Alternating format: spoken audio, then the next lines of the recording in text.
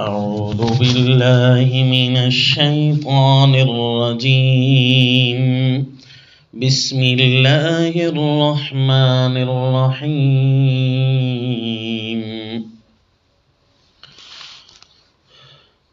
ثم قست قلوبكم من بعد ذلك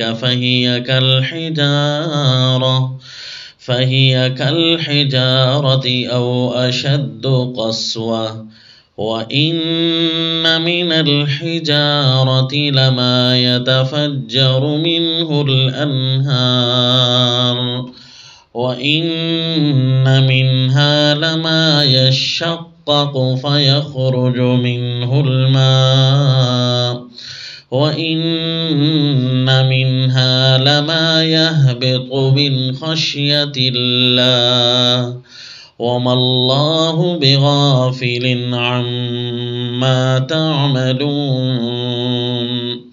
وصلی اللہ علی النبی الکریم۔ سورۃ البقرہ آیت نمبر 74۔ 12 انعامات کا تذکرہ ختم ہوا تو اس کے بعد اللہ کریم اس انعام پر ناشکری کرنے والوں کو تنبیہ فرما رہے ہیں اور ان کو ان کی اصلی حالت بتا رہے ہیں۔ یہ جتنے بھی انعام پیچھے گزرے ہیں ان ساروں کا تعلق موجودہ بنی اسرائیل کے ساتھ ہے، ورنہ تو سوال پیدا ہوتا ہے کہ یہ 12 انعامات تو ان کے بوڑھوں پر ہوئے تھے اور ان کی پرانی ہسٹری ہے، یہ موجودہ کو کیوں مخاطب کیا جا رہا ہے ان انعامات کے اندر؟ تو آپ اگر شمار کریں کہ وَإِذْ نَجَّيْنَاكُمْ مِنْ آلِ فِرْعَوْنَ، موجودہ کو کہا جا رہا ہے نا کہ اوفوا بعہدی اوفوا بعہدکم واتقوا یوما لا تجزی نفس وَإِذْ نَجَّيْنَاكُمْ، تو یہ موجودہ اور جو سامنے قرآن کے تھے ان کو تو فرعون سے نجات نہیں ملی، اور اللہ نے کیوں فرمایا کہ وَإِذْ نَجَّيْنَاكُمْ مِنْ آلِ فِرْعَوْنَ؟ اس کی وجہ یہ تھی کہ ان کو بھی نجات مل گئی جب ان کے بوڑھوں کو فرعون سے نجات ملی، ورنہ تو فرعونیت کا زمانہ چلتا رہتا اور اس کی نسل بعد نسل اس کی حکومتوں کے کردار آتے رہتے اور ان کی بھی اسی طرح غلامیت والی اولادیں چلتی رہتی، تو یقیناً ان پر بھی انعام ہوا۔ وَإِذْ فَرَقْنَا بِكُمُ الْبَحْرَ، دریا سے جب ان کے بڑوں کو نجات ملی تو یوں سمجھو یہ تب ہی تو پیدا ہوئے، اگر وہ ختم ہو جاتے تو پھر یہ کیسے پیدا ہوتے؟ اور اسی طرح جب سیدنا موسیٰ علیہ الصلوۃ والتسلیم کو اللہ نے کتاب دی اور انہوں نے زیادتی کی تھی، ثم اتخذتم العجل من بعدہ، تم نے اس بچھڑے کو معبود بنا لیا تھا، تم موجودہ بھی بچھڑے کے تقدس کے قائل ہیں، کسی نہ کسی طریقے سے یہ اس عقیدے میں ملوث ہیں، اس لیے یہ اللہ نے اس انعام کے اندر ان کو بھی مخاطب کیا، اور پھر اللہ نے چونکہ معاف کیا تھا نا اور ان کو پکڑا نہیں تھا تو اسی وجہ سے تو یہ بھی پیدا ہو گئے ہیں اور زندہ بچ گئے ہیں، ورنہ تو اللہ ساروں کو مار ڈالتے، تو یہ اس انعام کے اندر بھی شریک ہیں۔ اور وَإِذْ آتَيْنَا مُوسَى الْكِتَابَ وَالْفُرْقَانَ میں تو یقیناً شریک ہیں۔ اور 5واں انعام وَإِذْ قَالَ مُوسَى لِقَوْمِهِ، جب اللہ نے فرمایا کہ تم ساروں اپنے آپ کو قتل کر دو پھر بچ گئے، فَتَابَ عَلَيْهِمْ کی جگہ فرمایا فَتَابَ عَلَيْكُمْ، کیونکہ اللہ نے ان کو بھی بچایا تبھی تو یہ پیدا ہو گئے۔ اور اسی طرح جب انہوں نے کہا وَإِذْ قُلْتُمْ يَا مُوسَى لَن نُّؤْمِنَ لَكَ حَتَّى نَرَى اللَّهَ، بھائی انہوں نے تو نہیں کہا تھا، یہ تو پچھلوں نے کہا تھا، تو بھائی فَأَخَذَتْكُمُ الصَّاعِقَةُ، جب ان کے بوڑھوں کو بجلی نے پکڑ لیا تو یہ بھی پھر اللہ نے ان کو دوبارہ زندہ کیا، تو یہی دنیا میں آئے، گویا اس پورے خاندان پر یہ انعام ہو گیا، اور اس پورے خاندان کا اس کے اندر ملوث ہونا اس لیے بھی ہے کہ ان کے عقائد کے اندر اب بھی یہ ہو سکتا ہے کہ حضرت موسیٰ علیہ الصلوۃ والتسلیم سے یہ مطالبہ ہمارے بوڑھوں نے حق کیا تھا، اس لیے اس کو ملوث کیا۔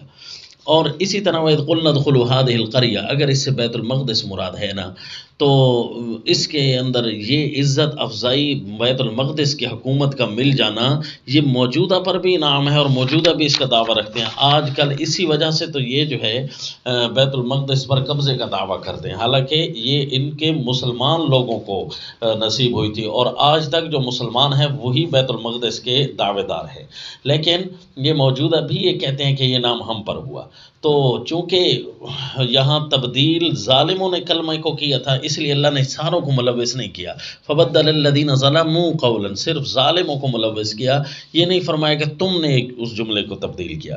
اسی طرح وَإِذِ اسْتَسْقَىٰ مُوسَىٰ لِقَوْمِهِ میں ان کو بھی شامل کیا کہ کلوا واشربوا من رزق اللہ، کہ ان کا کھانا پینا اور ان کے جسم پھر ان کے اولادیں بڑھتی، یہ تمہارا بھی اس کے اندر حصہ ہے۔ اب اسی طرح وَإِذْ قُلْتُمْ يَا مُوسَىٰ لَن نَّصْبِرَ، یہ موجودہ نے تو نہیں کہا تھا، لیکن موجودہ کا عقیدہ ان چیزوں کے تقدس کے بارے میں ہے کہ ہمارے بوڑھوں نے جو ہے من و سلوہ سے ہٹ کر ان چیزوں کو مانگا تھا، یہ چیزیں ہمارے نزدیک بڑی مقدس ہیں، تو اس لیے جو ہے یہ اس انعام کے اندر شریک ہیں۔ اور دوسرا موجودہ لوگوں کو اللہ کریم نے یہ فرمایا کہ ان الذین آمنوا والذین ہادوا والنصارى والصابئین کے اندر کہ من آمن باللہ، جو ایمان صحیح لے کر آئے گا نا تو اس پر کوئی خوف اور حزن نہیں ہوگا، چاہے یہ چیزیں کھاتا رہے۔ اگر انہوں نے یہ چیزیں مانگی تھیں اور تم بھی اللہ تعالیٰ کی نعمتیں کھا کر ناشکری کر رہے ہو، تو گویا تم بھی اسی گناہ کے اندر شریک ہو گئے ہو جس طرح انہوں نے اللہ کی نعمتوں کے اندر ناشکری کی، تو گویا یہ بھی ملوث ہو گئے۔ اب اسی طرح آیت نمبر 63 کے اندر 10ویں انعام کی بات آئی، تو یہ رفع کوہ طور ان پر اٹھایا گیا تھا تو یہ بچ گئے تو ابھی تک یہ موجود ہیں، ورنہ تو اللہ ان کو بھی تباہ کر دیتا۔ اور رہا یہ کہ ان تذبحوا بقرہ، اس انعام کو براہ راست اللہ نے ان کو مخاطب کر کے نہیں کیا، کیوں کہ گائے کا ذبح کرنا ان کو حکم ملا نہیں تھا، لیکن انہوں نے دین کے اندر جو کمیاں اور کوتاہیاں کر رکھی ہیں اسی فہرست کے اندر کل کے سبق میں بتایا تھا کہ انعامات کی فہرست میں اللہ نے ان کو بھی بتا دیا کہ تمہارے بوڑھوں پر اللہ تعالیٰ نے اس قدر حوصلہ اور ان کو ایک ایک وحی کرتے رہے اللہ کریم، یہ اس کے اندر بھی گویا تم انعام کے اندر شریک ہو گئے ہو، اگرچہ اس کے اندر جو ہونے والی غلطی تھی اس کے اندر براہ راست اللہ نے ان کو خطاب نہیں کیا۔ لیکن اگلے وَإِذْ قَتَلْتُمْ نَفْسًا، ایک آدمی کو انہوں نے مارا تھا تو ان ساروں کو اللہ نے ملوث کیا، کیوں جی؟ اس لیے کہ فرمایا کہ تمہارے بوڑھوں نے جو چیزیں چھپائی تھیں، كَذَلِكَ يُحْيِي اللَّهُ الْمَوْتَى وَيُرِيكُمْ آيَاتِهِ لَعَلَّكُمْ تَعْقِلُونَ، کہ تمہارے بوڑھے اگر اسی طرح کرتے رہے اور تم بھی اگر اسی طرح کرتے ہو تو اس کا مطلب ہے تم تاحال بھی اسی طرح ملوث ہو۔ اگلی آیات میں آ رہا ہے کہ ثُمَّ أَنْتُمْ هَؤُلَاءِ تَقْتُلُونَ، آیت نمبر 85 کے اندر، کہ یہ بھی اسی طرح قتل میں ملوث ہیں، تو گویا اس قتل میں بھی تم ملوث ہو، کیونکہ اللہ تمہیں آیات دکھا رہا ہے، اللہ جس طرح ان کو آیات دکھاتا ہے اللہ تمہیں بھی اسی طرح آیات دکھاتا رہے گا، اور اللہ تمہارے جھوٹ اور قتل میں ملوث ہونا بتاتا رہے گا، جس طرح کہ اللہ نے آیت نمبر 85 میں بتایا۔ تو ایک گناہ اگر اس قتل کے گناہ میں آج بھی موجود ہیں تو گویا شروع سے تمہاری یہی شرست اور عادت ہے، تو اس لیے اللہ نے ان کو اس کے اندر ملوث کیا۔ تو یہ ہو گئے 12 انعام۔ تو 12 انعام جب تم پر کیے، ثم قست قلوبکم، پھر سخت ہو گئے تمہارے دل، من بعد ذالک، اس سب کے بعد، 12 انعاموں کے بعد، اس کا مطلب ہے 12 انعام تم پر ہوئے نا، جس طرح ابھی تقریر کی کہ سارے 12 انعامات ان پر ہوتے رہے اور تمہارے دل سخت ہو گئے ان سب کے بعد، فَهِيَ كَالْحِجَارَةِ، پس وہ مثل پتھر کے، او اشد قسوہ، یا اس سے بھی زیادہ سخت، او اشد قسوتاً من الحجارہ، یعنی پتھروں سے بھی زیادہ سخت ہو گئے۔ یہ پتھر کی مثال اس لیے دی کیونکہ یہ سمجھنے والے اور آسانی کے ساتھ یہ سمجھ سکتے تھے، کیونکہ پتھر ہر کسی کے سامنے ہے۔ وَإِنَّ مِنَ الْحِجَارَةِ لَمَا يَتَفَجَّرُ مِنْهُ الْأَنْهَارُ، پھر اللہ نے پتھروں کی 3 اقسام بیان کی، اور اس کے اندر اشارہ ہوگا کہ یہ سارے تم پتھروں کی طرح تو ہو گئے تھے، لیکن اس کے بعد کچھ نہ کچھ تم مومن بھی بن گئے۔ کیسے جی؟ کہ وَإِنَّ مِنَ الْحِجَارَةِ لَمَا يَتَفَجَّرُ مِنْهُ الْأَنْهَارُ، پتھروں میں سے کوئی ایسے بھی ہیں جن سے جاری ہو جاتی ہیں نہریں۔ وَإِنَّ مِنْهَا لَمَا يَشَّقَّقُ، اور ان پتھروں میں سے کچھ ایسے بھی ہوتے ہیں جو پھٹ جاتے ہیں، فَيَخْرُجُ مِنْهُ الْمَاءُ، ان سے پانی نکل آتا ہے۔ نہریں اگرچہ ان سے نہیں پھوٹتی لیکن تھوڑا تھوڑا پانی تو ان سے پھوٹتا ہے۔ اور وَإِنَّ مِنْهَا لَمَا يَهْبِطُ مِنْ خَشْيَةِ اللَّهِ، اور ان میں سے کچھ ایسے بھی ہیں جو گر پڑتے ہیں اللہ تعالیٰ کی خشیت کی وجہ سے، اللہ کے ڈر کی وجہ سے۔ اب پتھروں کو یا تو اللہ تعالیٰ نے جو اپنا مخلوق ہونے میں ہر چیز اللہ کی پاکی بیان کرتی ہے، ان کو اپنا جو عقل ہے، بے جان چیزیں ہمارے سامنے تو بے جان ہیں، لیکن اللہ نے ان کو ایک قسم کی گویا عقل، سمجھ، شعور دے رکھا ہے، تو وہ اللہ ہی جانتے ہیں بہتر کہ کیسے وہ اللہ تعالیٰ سے ڈرتے ہیں۔ البتہ یہاں لفظ خوف استعمال نہیں کیا، پہلے تو یہ سمجھ لینا کہ لفظ خوف ہوتا تو تب یہ اشکال وارد ہوتا، لفظ خشیت ہے۔ اب خشیت اور خوف کس کو کہتے ہیں؟ قرآن میں آپ کو چند الفاظ ملیں گے، ان الفاظ میں سے ایک خشیت ہے اور ایک خوف ہے، اور اسی طرح الوجل، ایک لفظ وجل ہوگا، اور ایک اسی طرح رہبت ہوگی۔ خشیت، خوف، وجل، رہبت، تو یہ چیزیں کیا ہیں؟ ان کے اندر فرق یہ دیکھیں، خوف جو ہے یہ دل کا ڈر جانا، خوف کہتے ہیں ڈر جانے کو، اصل تو اس چیز کو خوف کہتے ہیں، ڈر جانا، اور خشیت اس سے، خوف سے تھوڑی خاص ہوتی ہے۔ خشیت یہ ہوتی ہے کہ خوف کے اندر کوئی حرکت ہے، اور خشیت کے اندر اس حرکت کے بعد جو سکون آتا ہے، مثلا آپ دیکھتے ہیں کہ کوئی سیلاب آ رہا ہے یا کوئی دشمن آ رہا ہے تو آپ بھاگ پڑتے ہیں، تو یہ بھاگنا خوف ہے، حرکت الحرب کو کیا کہتے ہیں؟ خوف۔ اور جب آپ ایک ایسی جگہ پر کھڑے ہو جاتے ہیں ڈر کر، بھاگتے نہیں ہیں کہ اب میں یہاں پر پرسکون ہو گیا ہوں، مجھے یہاں سیلاب کچھ نہیں کہہ سکتا، دشمن کچھ نہیں کہہ سکتا، تو اب اس حالت کو خشیت کہتے ہیں کہ انجماع، ان کے بعد سکون جہاں ہو جاتا ہے نا، اس کو خشیت کہتے ہیں۔ یہ بصائر و ذوی التمییز ایک کتاب ہے علامہ فیروز آبادی کی، انہوں نے یہ فرق لکھے ہیں۔ تو یہ آپ ایک جگہ کھڑے ہو گئے نا، تو یوں سمجھو اب آپ کو خشیت ہے کہ آپ ایک قسم کا ایسا ڈر ہے جس کے اندر آپ کو کسی نہ کسی طریقے سے کچھ سوچ رہے ہیں، کچھ ایمان ہے تم میں۔ اور اسی طرح ایک رہبت ہے، یہ جو رہبت ہوتی ہے، یا فرحبون جس طرح آپ نے پیچھے پڑھا، تو اس کو کہتے ہیں کسی بھی ناپسند چیز سے خوب بھاگنا، ناپسند چیز سے خوب بھاگنا۔ تو اللہ نے فرمایا نا کہ مجھ سے رہب کرو، کیا مطلب؟ کہ خوب اللہ کی نافرمانی سے بھاگو۔ اس شدت حرب کو کہتے ہیں رہب۔ اور اسی طرح وجل کہتے ہیں دل ہی دل کا کانپنا، دل کے اندر ایک خیال بار بار کا آنا اور اس کو ظاہر نہ ہونے دینا، اس کو وجل کہتے ہیں۔ تو ایک ہیبت بھی لفظ ہوتا ہے، یاد رکھنا، ہیبت ایک قسم کا ایسا خوف ہوتا ہے جس کے اندر تعظیم اور اجلال، یعنی بزرگی کا خیال ہوتا ہے۔ جس طرح کسی استاد سے بندہ ڈر رہا ہوتا ہے تو اس کو خوف، وجل نہیں کہتے ہیں بلکہ اس کو ہیبت کہتے ہیں، کیونکہ اس کے اندر محبت ہوتی ہے اور تعظیم ہوتی ہے۔ تو یہ چند الفاظ ہیں۔ اب دیکھا نا کہ پتھر جو ہے یہ اللہ سے ڈر رہے ہوتے ہیں، کیا مطلب؟ ان کے اندر خشیت ہوتی ہے، ایک ہی جگہ ان کا پرسکون رہ جانا، یہی خشیت ہے۔ یعنی کبھی اللہ سے لڑے تو نہیں ہے پتھر، کبھی بھاگے تو نہیں ہے۔ تو یہ اب معنی سمجھ آ گیا کہ پتھروں کے اندر یہ صفت ہو سکتی ہے، لفظ خوف یہاں نہیں ہے۔ وَإِنَّ مِنْهَا لَمَا يَهْبِطُ مِنْ خَشْيَةِ اللَّهِ۔ تو پتھروں کی یہ تین حالتیں اللہ نے بیان کی۔ حالانکہ پتھروں کی کئی حالتیں ہو سکتی ہیں، پتھروں کا ریت بن جانا، ان کا پگھل جانا وغیرہ وغیرہ، کئی حالتیں ہو سکتی ہیں۔ پتھروں سے کوئی ایسے جواہرات کا نکل آنا، پتھروں سے لوہے کا دریافت ہو جانا، ایسی بہت سارے حالات ہیں۔ لیکن اللہ نے یہاں تین حالات بیان کیے کیونکہ بندوں سے یہی میچ کرتے ہیں۔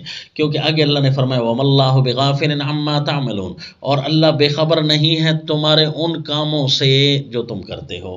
یعنی اللہ کو پتہ ہے کہ تمہاری جو حالت ہے اور تشبیہ ہے پتھروں کے ساتھ، وہ یہی ان تین پوزیشنوں میں آئے گی۔ یعنی یا تو ماننے کی طرف آ جائیں تو یہ تین بن جائیں گے، اور اگر نہ ماننے کی طرف آ جائیں تو پتھروں کی طرح سخت ہو جائیں گے، اور یہ گویا چار حالتیں بن گئی۔ اب ماننے والے یہ ہوتے ہیں کہ یہ پہلے ہی سے، شروع ہی سے سب کچھ مان لیتے ہیں، اور کچھ ایسے ہوتے ہیں کہ جو کچھ سن کر رو پڑتے ہیں، مان لیتے ہیں، کبھی کبھی ان کے دل کی ایک کیفیت ہو جاتی ہے، اور کچھ ایسے ہوتے ہیں کہ جو اچانک سے نہ پہلے مانتے ہیں نہ کچھ سن کر مانتے ہیں، بلکہ جب کوئی بڑی سی ان کے سامنے دلیل واضح ہو جائے تو اچانک گر پڑتے ہیں۔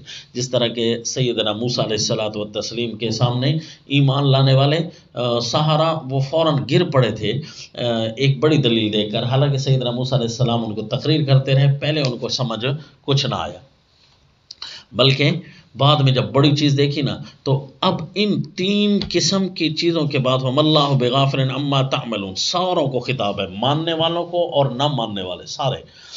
تو مَا اللَّهُ بِغَافِلٍ عَمَّا تَعْمَلُونَ، تو اس لیے آگے ایک عجیب لفظ آیا اَفَتَطْمَعُونَ، صیغہ خطاب، پورے قرآن کے شروع میں ہم پڑھتے آ رہے ہیں، یہاں آیت نمبر 75 تک پہنچ گئے، کہیں اللہ نے براہ راست مومنوں کو خطاب نہیں کیا۔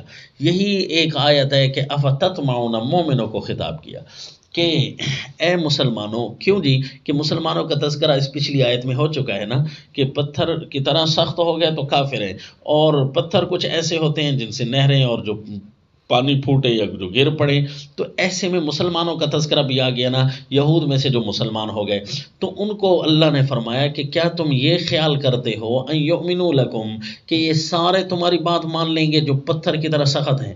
جو پتھر کی طرح سخت ہے نا، ان لوگوں نے دو قسم کے کرتوت کیے، ان میں کوئی اہل علم ہے اور کوئی جاہل ہے۔ اب ان دو فرقوں کا ذکر آیا، وقد کان فریق منہم، ایک جماعت، اور ومنہم امیون، دوسری جماعت۔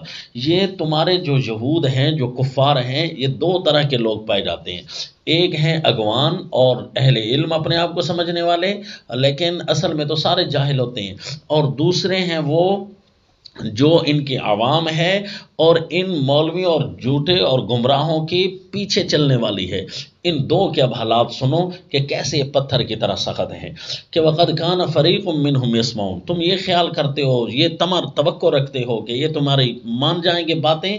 نہیں، وقد کان فریق، ان میں سے ایک فرقہ ایسا بھی تھا، ایک جماعت ایسی تھی، یسمعون کلام اللہ، جو سنتے تھے اللہ کے کلام کو، ثم یحرفون، اور پھر بدل ڈالتے تھے اس کو، من بعد ما عقلوہ، ان کو جان بوجھ کر، من بعد ما عقلوہ، جان بوجھ کر اس کے اندر تحریف کر دیتے تھے۔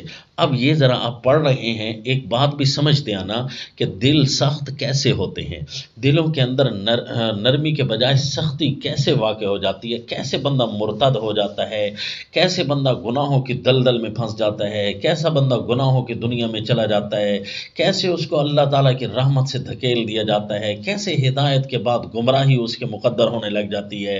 حالانکہ حدیث پاک میں کل مولود یولد علی الفطرہ وابواہ یہودان او ینصران او یمجسان، کہ جب بھی کوئی بچہ پیدا ہوتا ہے تو فطرت اسلام پر پیدا ہوتا ہے، ماں باپ اس کو یہودی، عیسائی یا مجوسی بناتے ہیں۔ تو یہ اب اسباب کی طرف غور کرنا۔ پہلی بات کہ اللہ نے فرمایا ان کے جو جاننے والے تھے نا کلام اللہ کو، اللہ کی کلام کو سن کر اس کے اندر عجیب عجیب مطلب اپنی طرف سے داخل کرتے، جیسے کوئی بندے کی لکھی ہوئی کتاب کے اوپر تبصرہ کر رہے ہوں، لا حول ولا قوت الا باللہ۔ کتاب اللہ ہو، تورات و انجیل کے اندر تحریف کرنا، یا کتاب اللہ سن کر اس کے معنی اور مطالب بگاڑنا، کتاب اللہ کے اندر جس طرح کے آج کل فرقے لگے ہوئے ہیں، کتاب اللہ کو اس کی بات کی حیثیت نہیں دیتے، کتاب اللہ میں تعویلیں در تعویلیں، اپنے فرقے، اپنے بڑے کو بچانے کے لیے، اپنے لکھی ہوئی کتابوں کو بچانے کے لیے، بجائے اس کے کہ ان کے اندر تعویلات کریں، کتاب اللہ کے اندر تعویلات اور تحریفات کرنی شروع کر دیتے ہیں۔ ایسی تعویلات باطلہ، جس طرح کے فرض کرو ختم نبوت کے ڈاکو، جس طرح کے وہ اپنے جھوٹے نبی کی کلام کو بچانے کے لیے کتاب اللہ کے اندر تحریفیں شروع کر دیتے ہیں۔ سب سے پہلے دلوں کے اندر جرأت اور سختی اور گمراہی تب پیدا ہو جاتی ہے جب کتاب اللہ کی عظمت دلوں سے نکل جاتی ہے، اس کو بے وقت چیز سمجھنے لگ جاتے ہیں۔ تو ان اسباب کی طرف غور کریں کہ دلوں کی سختی یوں آ جاتی ہے جب جتنا بندہ کتاب اللہ سے پیار کرے، کتاب اللہ کی تلاوت کرے، پھر کتاب اللہ کو سمجھے، پھر اس کے اندر تدبر کرے۔ جیسے ہم پڑھ رہے ہیں نا الحمدللہ، ترجمہ تو ساروں کو آتا ہے، بڑا آسان ہے، لیکن تدبر کے ساتھ ایک ایک بات کو فٹ کرنا، لگانا، اللہ تعالیٰ کے یوں سمجھو کہ رحمت کے مزاج تک پہنچنا کہ اللہ فرمانا کیا چاہتے ہیں۔ جس طرح کہ میں نے شروع میں اپنے ٹارگٹ بتایا تھا نا، کہ ہمارا ترجمہ کا ٹارگٹ یہ ہوگا کہ ہم کہتے ہیں کہ ایک بندہ ہے کہ بات اس کی ہم سمجھ رہے ہوتے ہیں، لیکن ہم اسے کہہ رہے ہوتے ہیں یار کہنا کیا چاہتے ہو، یعنی آپ کی بات کے تہ تک نہیں پہنچ رہا، تو ہم نے انشاءاللہ تہ تک پہنچنا ہے۔ یہ تہ تک پہنچنا، یہ سمجھنا، اس سے کم از کم یہ ہے کہ سخت دل بھی نرم پڑ جاتے ہیں، اللہ تعالیٰ کی رحمت آنی شروع ہو جاتی ہے، اور عجائبات دنیا بندہ دیکھنا شروع کر دیتا ہے۔ اس لیے کتاب اللہ کو فارغ وقت نہ دیں، کتاب اللہ کو قیمتی ٹائم دیں۔ آپ دیکھ رہے ہیں فتنہ ارتداد، آج کل ایک مسجد کے اندر کم از کم بھی 30-35 قسم کے نظریات پائے جاتے ہیں۔ آپ جائیں نا کسی مسجد میں تو وہاں پر ایک بندہ کھڑا ہوتا ہے، سارے ایک دوسرے کے پیچھے ہوتے ہیں، لیکن 30-35 قسم کے نظریات، نعوذ باللہ، 40-50 نظریات، کبھی ایک بندے کو سن رہے ہو. اور اب پہلے تو علماء کم تھے یا جھوٹے مدعی علم کے کم تھے، اس لیے ان کے فالورز کے قسم بھی کم تھی. لیکن آج کل تو سوشل میڈیا ایسا آ گیا ہے کہ ہر بندے نے جو چینل لانچ کر رکھا ہوتا ہے تو وہ ایک نئے قسم کا اسلام لے کر دعوے دار بنا بیٹھا. اور تو یوں اس کے جو تفکرات ہیں اور جو نظریات پائے جانے والے ہیں اس کے اب 1800 قسمیں بھی بن سکتی ہیں. تو لہذا یہ ساروں کے اندر مین پرابلم کیا ہے، مین المیہ کیا ہے؟ کتاب اللہ سے جہالت، کتاب اللہ کی رہنمائی سے ناواقفیت، کتاب اللہ کے صرف لفظ رٹ لینا یہی کافی نہیں ہوتا، بلکہ اللہ نے تدبر کے لیے قرآن کو نازل کیا ہے. تو یہ سمجھیے فتنہ ارتداد کی وجوہات یہ ہیں، دلوں کی سختی کی وجوہات یہ ہیں کہ پڑھ سمجھ سب کچھ رہے ہیں لیکن عمل سے بدعملی آ رہی ہے. وہم یعلمون، اور وہ جانتے بھی تھے کہ اصل کتاب اللہ کا مطلب یہ ہے اور ہم اس کے اندر گڑبڑ کر رہے ہیں. اور وَإِذَا لَقُوا الَّذِينَ آمَنُوا، اور ان اہل علم جو اپنے آپ کو جو اہل علم سمجھتے ہیں نا، بڑے محرف بنتے ہیں، ان کی عقل کی پرواز ذرا دیکھو. اللہ تعالیٰ نے ان کی ایک خباثت اور ان کی اصلیت دکھائی اگلی آیت میں کہ وَإِذَا لَقُوا الَّذِينَ آمَنُوا، یعنی اصلیت ان کے علم کے دعوے داروں کی. وَإِذَا لَقُوا الَّذِينَ آمَنُوا، اور جب یہ ملتے ہیں ملاقات کرتے ہیں مسلمانوں سے مومنوں سے، قالوا آمنا، تو کہتے ہیں کہ ہم تو مومن ہیں. وَإِذَا خَلَا بَعْضُهُمْ إِلَى بَعْضٍ، اور جب تنہا ہو جاتے ہیں، خلا تنہا ہو جاتے ہیں، بعضهم الی بعض ایک دوسرے کے پاس، قالوا تو کہتے ہیں اتحدثونہم بما فتح اللہ علیکم، کیا تم ان کو یہ ساری باتیں بتا دیتے ہو جو اللہ نے تم پر کھولی ہیں، یعنی اپنی تورات و انجیل کی ساری باتیں ان کو بتا دیتے ہو. لحاجوکم بہ عند ربکم، تاکہ وہ جھٹلائیں تم کو تمہارے رب کے سامنے نہ بتایا کرو، تاکہ اللہ تعالیٰ کو یہ بتا ہی نہ سکیں. افلا تعقلون، اتنی باتیں سمجھتے ہی نہیں ہو. یعنی دیکھ لو ان کی ذہنی پرواز کتنی گھٹیا ہے کہ یہ کہتے ہیں کہ اللہ کو صرف تبھی پتہ چلے گا جب ہم ان کو بتائیں گے، ویسے اللہ کو پتہ نہیں چلتا. نعوذ باللہ. اولا یعلمون ان اللہ یعلم ما یسرون وما یعلنون، کیا اتنا بھی نہیں جانتے، اولا اتنا بھی نہیں جانتے، ان اللہ یعلم، کہ بے شک اللہ کو معلوم ہے، ما یسرون، جو کچھ چھپاتے ہیں، وما یعلنون، اور جو کچھ ظاہر کرتے ہیں. یعنی یہ تو ان کے اہل علم کا حال ہے.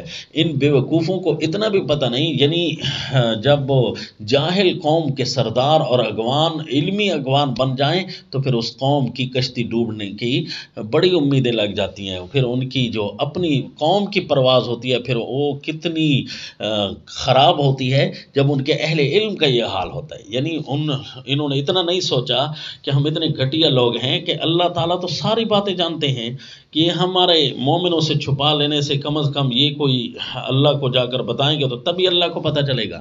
یہ ان کی گھٹی حالت ہے. تو یہ پہلے فریق کا ذکر ہے. فرمایا کہ یہ پتھر کی طرح جو سخت ہو گئے ہیں نا، ان کے علم کی حالت یہ ہوتی ہے کہ اللہ کی کتاب سے یوں جاہل ہوتے ہیں کہ ذرا بھر کے نظریات کا علم نہیں ہوتا. یہ بھی یہ بھول گئے، اس نظریے کو بھی چھوڑ گئے کہ اللہ عالم الغیب ہے، اتنا زیادہ اللہ سے دور ہیں. ومنہم امیون، اور دوسرا فرقے کا ذکر. اور ان میں سے یہاں پر کچھ اہل علم نے مختلف فرقے بنائے، ان کے 5-6 اپنی اپنی اصطلاحات کے مطابق، لیکن ہم توافق بالقرآن، قرآن کی موافقت میں صرف اتنی ہی بنا رہے ہیں جتنے قرآن خود بتا رہے ہیں. وقد کان فریقم نمبر 1، ومنہم امیون نمبر 2. ومنہم امیون، اور بعض ان میں سے بے پڑھے ہیں، یعنی کسی سے پڑھے ہوئے نہیں ہیں. لا یعلمون الکتابہ. اچھا، جو امی ہوتے ہیں نا وہ کتاب اللہ کو جانتے ہیں. امی ہوتے ہیں ماں والے، یعنی ماں کی گود میں ہیں، ان کو کوئی براہ راست پڑھانے والا نہیں ہے، کتاب اللہ کو جانتے ہیں. جیسے کہ صحابہ اکرام، رسول اللہ صلی اللہ علیہ وسلم یہ ماں کی گود میں تھے، براہ راست ان کا کوئی استاد نہیں ہے، صرف اور صرف اللہ نے ان کو کتاب کا علم دیا، پھر صحابہ اکرام نے کتاب اللہ کو سمجھا. یہ امی کی باتیں ہیں. تو ان میں سے جو امی ہیں نا، لا یعلمون الکتاب، وہ ایسے امی ہیں کہ قرآن بھی، کتاب اللہ بھی نہیں جانتے، تورات و انجیل یعنی اللہ سے بھی نہیں سمجھتے اور رسول اللہ سے بھی نہیں سمجھتے. للہ امانیہ. تو جب ان میں سے جو امی ہیں کتاب کو تو نہیں جانتے، جانتے کس کو ہیں جی؟ جھوٹی آرزوؤں کو، بس جھوٹی آرزوؤں کو جانتے ہیں. انہوں نے کچھ کہانیاں پکا رکھی ہیں، بس ہم نے جی یہ ہونا ہے، ہم نے وہ ہونا ہے، چند قسم کے ٹوٹکے اور باتیں انہوں نے یاد کر رکھی ہوتی ہیں۔ یہ ان کے ان پڑھوں کا حال ہوتا ہے۔ جس طرح کے آج کل کے ان پڑھ ہوتے ہیں، ان کو ملاؤں نے چند ٹوٹ کے بتا رکھے ہیں کہ تم سیدھا جنت میں جاؤ گے۔ مثلاً کچھ ایسے بھی ہیں کہ وہ اپنے سر کے بالوں کے ایک لٹ رکھوا لیتے ہیں، کیا جی سارے سر کے بال کاٹ دیے، ایک چھوٹی سی لٹ رکھ لی اور کہتے ہیں جی یہ ہم جہنم سے جب گرنے لگیں گے نا تو ہمارا جو پیر صاحب ہوگا وہ ہمیں ہماری اس لٹ سے پکڑ کر جنت میں پھینک دے گا، گویا یہ پیر صاحب کے لیے ہینڈل لگایا ہے ہم نے، نعوذ باللہ۔ یعنی یہ ان کی امانی ہیں، جھوٹی آرزوئیں۔ تو یہ جاہلوں کی حالت تب بنتی ہے جب جھوٹے ان کو ملتے ہیں ایسے اگمان جن کی حالت آپ دیکھ چکے ہیں۔ تو فرمایا وَإِنْهُمْ إِلَّا يَظُنُّونَ، اور ان کے پاس کچھ نہیں ہے مگر خیالات ہی خیالات، تفکرات ہی توہمات، توہمات۔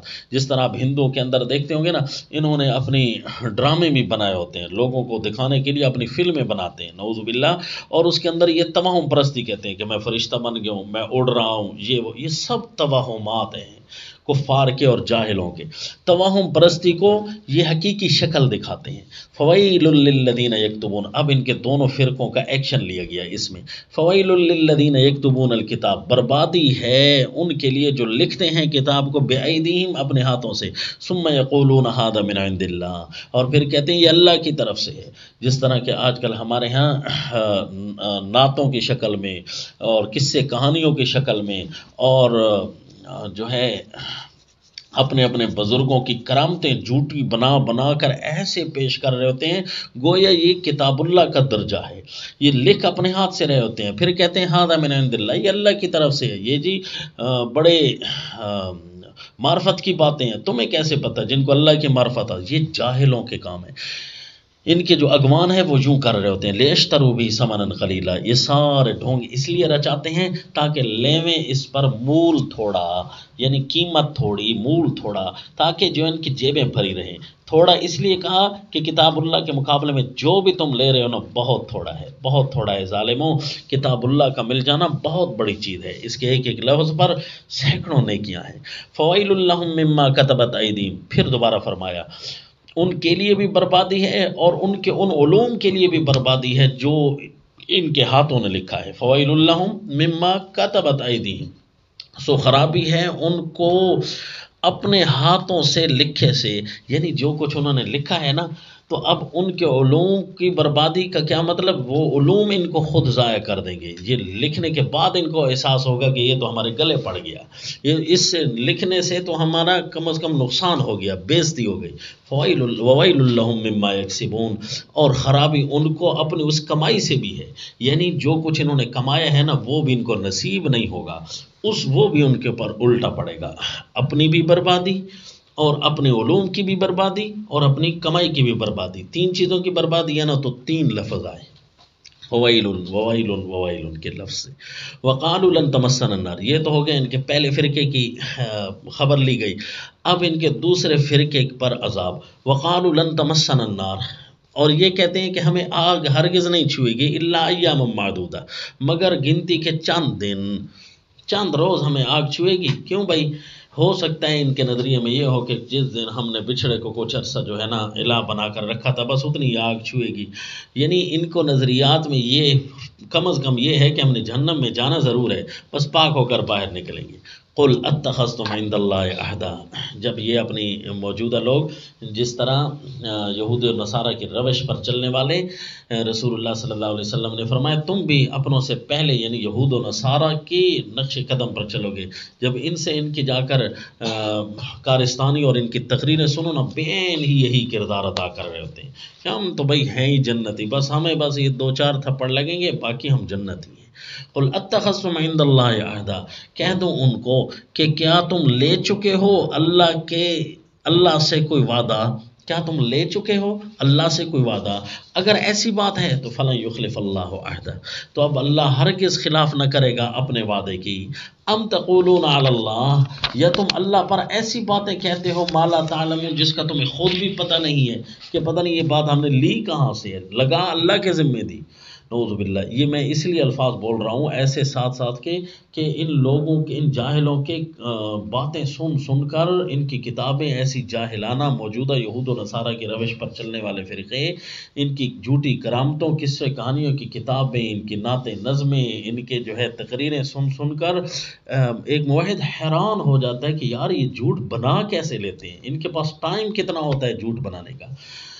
تو فرمایا ان کو جواب دیا جا رہا ہے کہ تم کہتے ہو ہمیں تو جہنم چند دنوں کے لیے چھوئے گی. بلا من کسب سیئۃ واحاطت بہ خطیئہ، ہاں کیوں نہیں، جس نے بھی گناہ کمایا اور گھیر لیا اس کو اس کے گناہ نے. شرط یہ ہے کہ اتنے بڑے گناہ کیے کہ گھیر چکے. فاولئک اصحاب النار، اپنے ان گناہوں کے اندر ایسا کہ بالکل بندہ گم ہو گیا اور خطیات اس کی بڑھ گئیں. تو یہ تب ہو سکتا ہے کہ جب ایمان اور عمل دونوں ڈوب جائیں تو بندہ ڈوب گیا. فاولئک اصحاب النار، تو یہ ہیں جہنمی، ہم فیہا خالدون، اس میں رہیں گے ہمیشہ. والذین آمنوا، اور ان دونوں فرقوں کے مقابلے میں، اور جو ایمان لائے، وعملوا الصالحات، اور عمل کیے اچھے، اولئک اصحاب الجنہ، یہ ہوں گے جنت میں رہنے والے، ہم فیہا خالدون، اسی میں رہیں گے ہمیشہ. تو یہ جو ہے 12 انعام کے بعد موجودہ کی ارتداد اور سختی کی حالت بیان کی کہ ان انعامات کے بعد مرتد تم کیسے ہوئے. ان کے اندر تمہارے جو جاہل عوام تھی ان کو جھوٹی امیدیں، ان کی مذہبیات اور جھوٹے توہمات ان کے مذہب بن گئے، اور جو ان کے اندر اہل علم کا دعویٰ رکھنے والے تھے یا جو امت کے اگوان تھے وہ تھے جو کم از کم کتاب اللہ سے آ رہی تھے، ان کے پاس کچھ نہیں تھا. جب یہ دو چیزیں پائی جائیں نا تو فتنہ ارتداد ہر طرح سے ہر کوئی مرتد ہونا شروع ہو جاتا ہے، اور ہر کوئی جو ہے دین سے دور، اور دین جو ہے ان کے لیے ایک ٹیشو پیپر کی نعوذ باللہ حیثیت بن جاتا ہے. بس مرضی آئے تو استعمال کیا، ورنہ اصل فوقیت دنیا کو دی، اصل فوقیت اپنی اٹھک بیٹھک کو دی، اپنے دنیاوی سٹیٹس کو اصل فوقیت دی، دین کو ایک رگڑے کے طور پر استعمال کیا. نعوذ باللہ. جس طرح کے موجودہ حالات بن رہے ہیں ان پر جو ہے استغفار پڑھنے کو دل چاہتا ہے. حتیٰ کہ آپ ان ٹوپیوں سے اندازہ لگا لیں کہ جو مسجد میں پڑی ہوتی ہیں گندی سی ٹوپیاں، اور ان کو استعمال کر کے گند کی طرح پھینک دیا جاتا ہے. اپنی آفیسر کی کرسی پر اس ٹوپی کو لانا کو گوارا نہیں کرتا. تو کیا خیال ہے یہ دین اسی طرح نہیں لیا جا رہا جس طرح کہ یہود و نصارہ اپنے دین کو لیتے تھے، ٹیشو پیپر کی طرح استعمال کرتے. جب یہ حالات پیدا ہو جائیں، یہ تو میں نے ایک چھوٹی سی مثال دی، اور مثالیں بہت زیادہ ہیں کہ جب ان کی دکانوں پر چلے جائیں، جب امت کے کاروبار کے اندر داخل ہو جائیں، تو ساری سکیمیں وہ ہیں جو کتاب اللہ اور سنت رسول اللہ کے مخالف ہیں. اور جو ہے کتاب اللہ اور دین کو یہ کم از کم جو ہے صرف نکاح، طلاق اور قسموں کے لیے رکھا ہوا ہے. بس باقی دین نہ عدالتوں میں، باقی دین نہ دکانوں میں، نہ رشتہ داریوں میں، نہ دین ان کا کپڑوں میں، کچھ بھی نظر نہیں آ رہا. سب کچھ یہ بنتی ہے اصل میں دلوں کی سختی پتھر کی طرح. تو یہ آج اللہ نے انعام کے بعد فتنہ ارتداد اور دلوں کی سختی کی وجہ ساری بیان کر دی کہ میں اللہ تو ہر ایک پر انعام کرتا ہوں، جس طرح کے بنی اسرائیل پر انعامات کیے اور ان کے اوپر جو سختی آ گئی. پھر انشاءاللہ آئندہ سے ایک عجیب سبق شروع ہو رہا ہے، مزید ایک پیارے سے ربط کے ساتھ اگلا سبق ہوگا. وما علینا الا البلاغ.